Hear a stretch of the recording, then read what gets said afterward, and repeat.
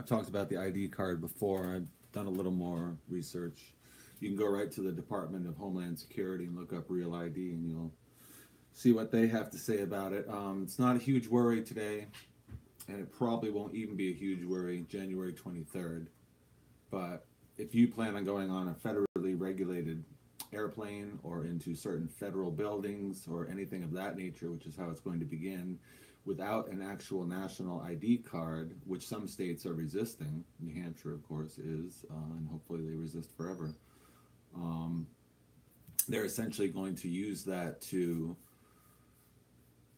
limit your activity. And so the real immediate threat right now, even though AI is very terrifying and the end game would probably be terrible, right now what's going on is they are implementing the rest of what happened from 9/11, which would be the Patriot Act, the NDAA law, and because of all these mass shootings and killings, they're going to essentially continue to throttle the Constitution until you basically won't be able to move without an actual ID card, sort of like Papers, Please from Nazi Germany. So it's here, it's all here, all the technology's here. There are video cameras even out here in the country, on street corners, facial recognition.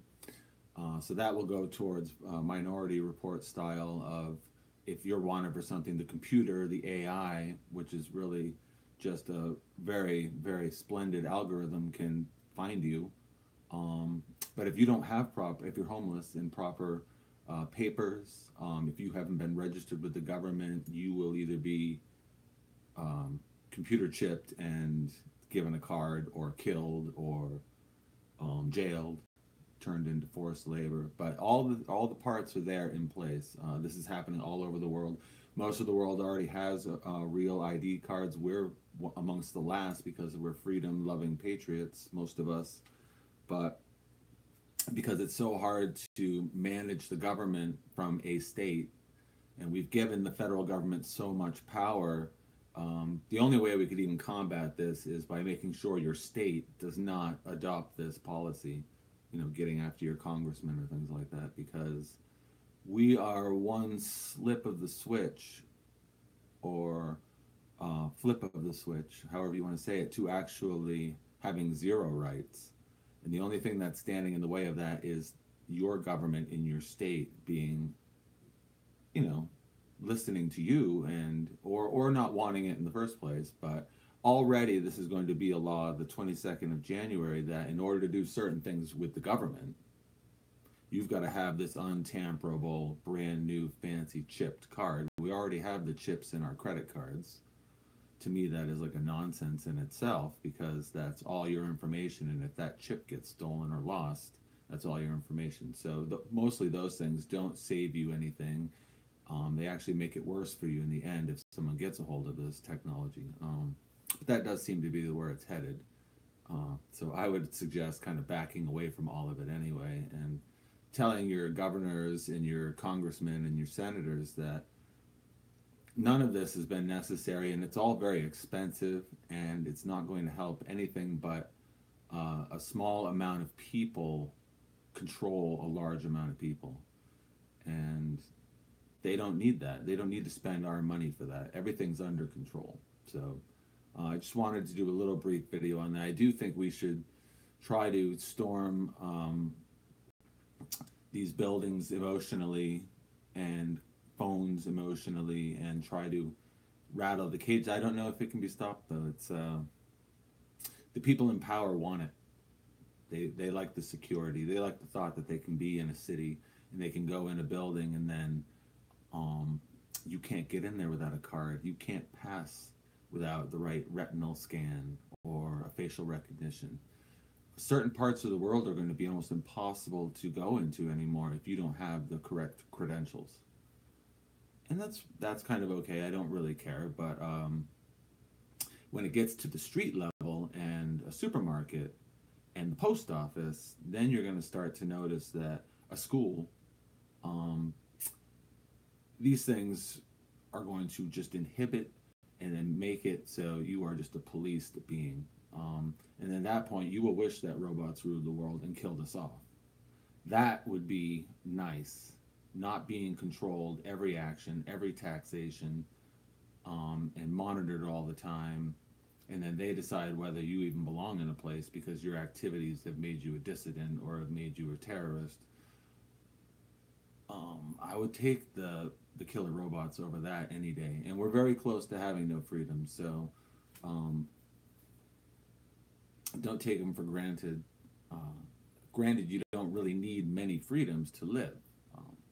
You don't really care if murder becomes legal and things like that. But motion and movement and the days of everybody having a driver's license and driving around at your free whim, well, all these states are going to be different soon. And we may no longer be the United States. These states may differ and start harboring different areas, and we may, in New Hampshire, be the last bastion of people who don't want a national ID card for all the good it will do us. But I would say that you have to start taking it seriously. The AI would just be on top of it. Hi, Unafraid. Well, we're here. It's here. You can talk to lights, you can talk to appliances. They've got everything in place, and all they need to do is take a photograph of your face and then tell the computer, it doesn't even need to be alive, because it can do facial recognition, that this face is a criminal. It doesn't stand for the new United States with the One Freedom World Tower and is spreading malarkey on YouTube or whatever. It's all anti-government, so they'll stop me eventually, not physically, but I mean, they just turn the power off or whatever. So what you got to realize is, I mean, you see the towers going up in New York City. They're getting rid of all the toll booths. Nice.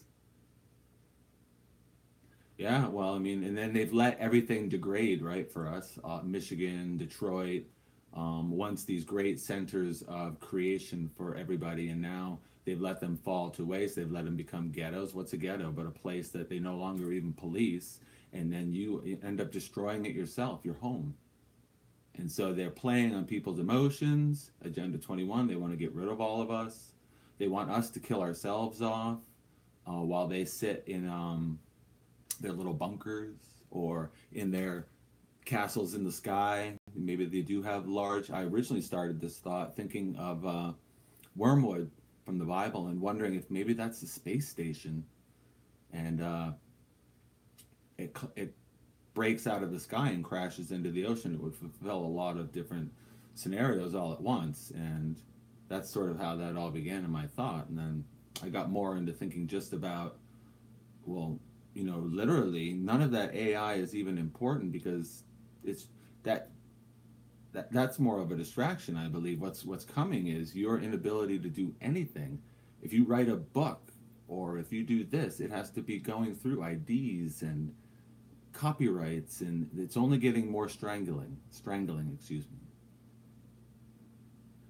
Yeah, so I believe it's something like a nuclear explosion. It says wormwood means makes bitter. It's interesting that when Jesus was on the cross, they also mentioned not wormwood, but also gall, which is poison. They're both poisons, absinthe, wormwood, but gall being opium, poppy. So I don't know if this has to do with like putting another veil, like, putting you to sleep, or if it's literally like a poison to kill off a third of the world. And I do believe that essentially we're destroying the earth. We're polluting it. We're poisoning it. And so what they've done is they're putting themselves in safe zones and just letting us complete the job. Hey. Not too much. Checking out